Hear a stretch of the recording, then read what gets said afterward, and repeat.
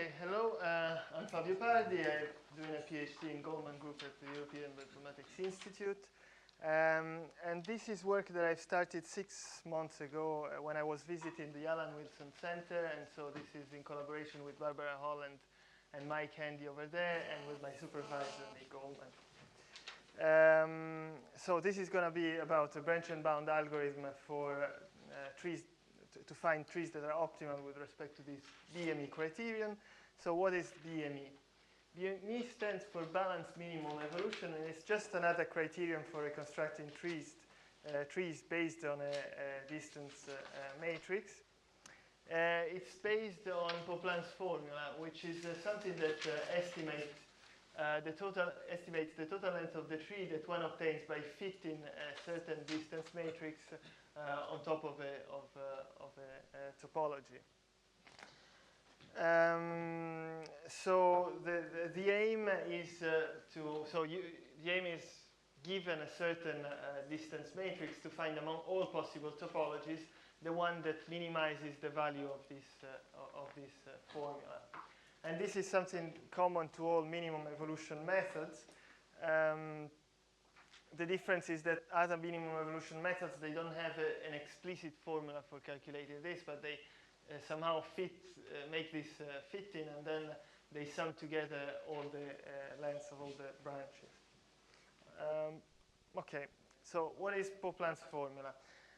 It's actually quite simple. It's just the weighted sum of all the pairwise distances in the matrix, where the weights are simply given by 1 over 2 to the number of branches between I and j. So if two taxa are separated by many branches, then their weight is very small. So how do you get it? Very briefly, let's imagine that you draw the topology on the plane. This determines a circular ordering of the taxa. And then, given this circular ordering, a reasonable estimate of the tree length is given by summing together all the pairwise distances between consecutive taxa in this circular ordering, and then dividing by 2. So why is this reasonable? Well, if we imagine that this is the true topology linking this taxa, and if we imagine that these distances are accurate estimates of the real distances, then what you're summing here is basically the length of these two branches plus the length of these three plus the length of these plus the length of these plus the length of these. So what you obtain is, in this formula, you will get the length of each branch counted twice. And so by dividing by 2, you will get something that will approximate the length of the tree. But this estimate that I've just described is just, it's dependent on the particular ordering that we have produced. So if you want to make this independent of the ordering, you just need to average over all possible estimates obtained in this way. And if you do this, you obtain exactly Poplan's formula. So there is also a version of this formula that works for multifurcating trees. I didn't say here, but these weights are just valid for bifurcating trees. But we don't need to worry about this in this talk, because we can prove that BME optimal trees are always bifurcating.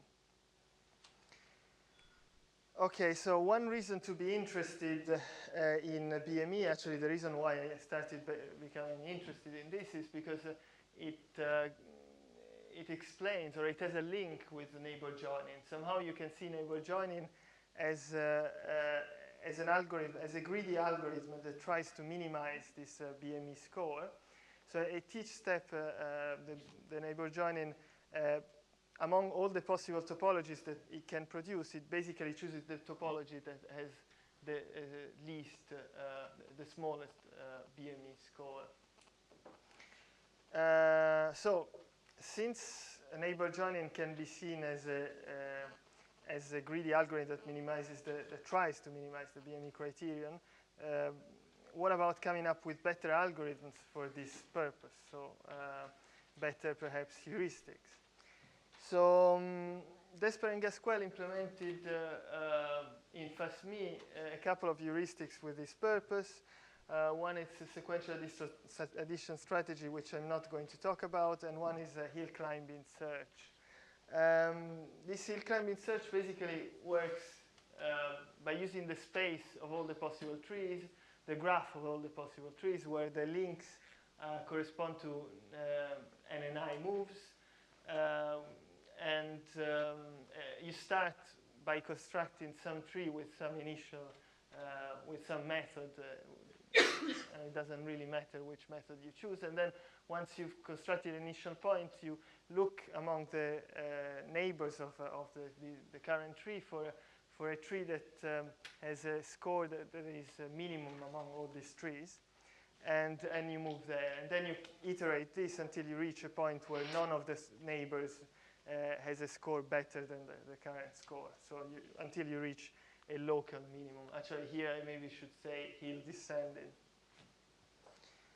Okay, so the results of experimenting with these heuristics are very good. So this is a table comparing the performance of 6 different heuristics. Actually, these 3 are basically just different versions of the hill climbing search. They just differ for the method that was used to construct the initial tree. You don't need to worry about these 2 columns. So the 2 tables correspond to 2 different data sets. So you can just concentrate on one of them, since qualitatively the results are kind of similar. This column here is what matters. This is the average Robinson and Falls distance between the tree that is produced by these methods and the true tree that was used in the simulations. So it's a measure of the topological accuracy of these methods. And the smallest, I mean, small is good here. So yeah, what you can see here is that the performance of these different versions of the hill climbing search is quite significantly better than the performance of the other methods. So this is not something that we obtain only on these data sets, but other papers have also replicated these results on other data sets. And so the lesson here is that it seems that this hill climbing search performs much better than most, if not all, existing distance methods. So this is a very strong result, actually. Okay, so this is just to convince you that constructing trees that have a low BME score is a good idea.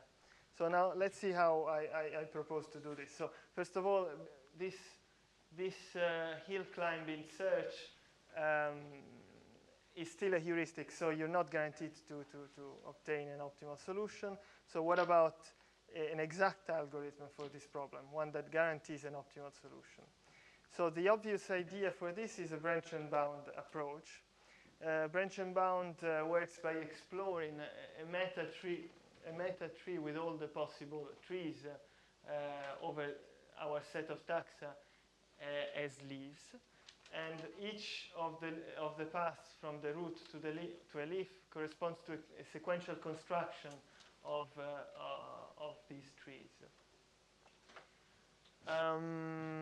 Okay, so what you do here is that you explore this meta tree in a depth-first fashion, and sometimes you backtrack. Every time you enter a new node of this meta tree, you ask yourself whether or not it is worth exploring the subtrees rooted in this node. And you do that by calculating a lower bound to the score of all these trees. And if this lower bound is greater than the score the score of the best tree found so far, then it's clear that none of these trees is better than what you've already got. So it's none of these is going to be optimal. So you don't need to explore this part of the space. And so instead of continuing the search, you just go back and keep on with the next node. Okay, so this approach has been applied also in other areas in phylogenetics. It's been applied to minimizing the parsimony score, for example. And a good thing in that case is that the score can only increase or stay the same as we go down these paths. This is a good thing because basically the score of the current node is going to be itself a lower bound to the score of all the nodes below it. So you can use this as a bound, and you've got a branch and bound algorithm working like that. So it would be nice if this held for BME as well. But unfortunately, it doesn't. It doesn't unless we assume the triangle inequality. So unless we assume that the distance matrix in input basically is a metric. Well, briefly, let's see why this works. So as I said in my second slide, the BME score of a tree is basically the average overall circular orderings of this lambda O estimate. And so if we concentrate on one particular circular ordering, when we add a new taxon, this new taxon is going to end up between two other taxa in the circular ordering. And so in this sum here, instead of having the distance between I and j, we'll have the distance between I and k and the distance between k and j. So in other words, if you take the difference between the new score, the new estimate and the old estimate, you get 1/2 multiplied by this expression. When you assume the triangle inequality, you're basically assuming that these kind of expressions are non-negative. And so it's clear that, if we take also this observation, which is quite obvious, but that the score of the new tree minus the score of the old tree is going to be an average of many of these kind of terms. And if as we have proven that this is non-negative, then also the average is going to be non-negative, which means that the score of the new tree is going to be at least as high as the score of the old tree.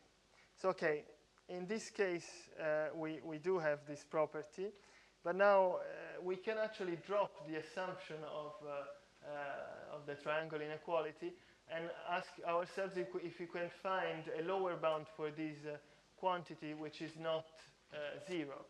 And you can do that by going through all possible combinations of these indices, and what you obtain is beta k, and then instead of having this bound here, you will have this bound here with beta k. And this basically leads to our final bound, which basically says that the score of the trees at the leaves of this subtree are going to be at least equal to the score of the current tree plus 1/2 multiplied by the sum of these beta k terms for all k that are not in the current tree but are in the final tree.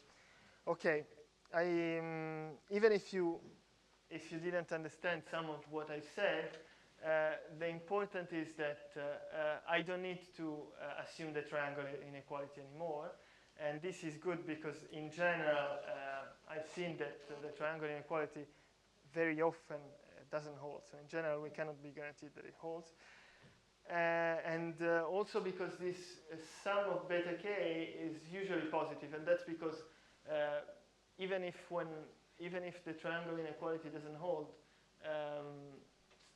most of these beta k's in reality will be positive, so their sum will be usually positive, and this means that the bound that we obtain is more stringent than the bound that we would have if we didn't have this term. And so this allows us to prune larger portions of the underlying meta tree. Okay. So all this is implemented in a program which I called BBBME, Branch and Bound for BME. And at the moment, I'm not proposing this as a method for to be used really in phylogenetics, but at the moment, its real application is to see how good the heuristics that have been implemented are. So as a tool for benchmarking. So this is the table that you have already seen, and this is the result for the branch and bound algorithm, the program that we implemented. So now I can tell you these two columns here show the frequency with which the optimal tree was returned by each of these methods, which now I can calculate because I have a method which gives me all the possible optimal trees. In general, there is only one, but sometimes there are two or three. And what you notice is that these three methods that were doing so well, they're actually giving an optimal tree in practically 98% of the cases. The other thing to notice is that the topological accuracy of the optimal trees is not better than the one of the trees produced by the heuristics, which is not surprising because, I mean, if these heuristics produce an optimal tree 98% of the cases, the difference comes from the other 2% of the cases. And I looked at these 2% of the cases, and they're usually as good as the optimal trees. Sometimes they're even better. Unfortunately, 2% over data sets of 2,000 distance matrices is not enough, perhaps, to have a clear picture of what's happening here. So in future, I'll have to increase the number of distance matrices that I'm experimenting with.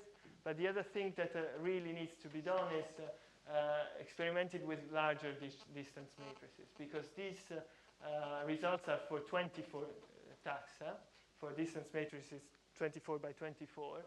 And I expect these percentages to go down as we increase the number of taxa. And I don't know what's going to happen here.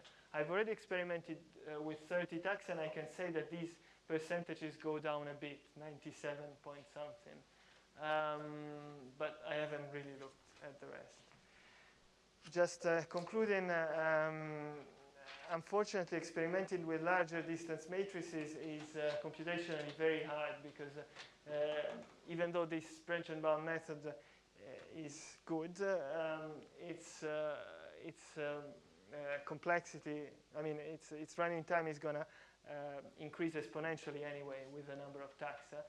And I think, at least at the moment, I cannot go over 30, 40 taxa maximum for my experiments. So, okay, I'd like to thank all my collaborators, the people who made my trip to New Zealand possible, and Desper and Desper for helping me to reproduce their results. Thank you for your attention.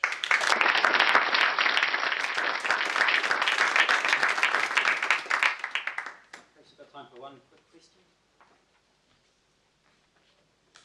No questions? Okay, thank you. We'll move on to the next speaker.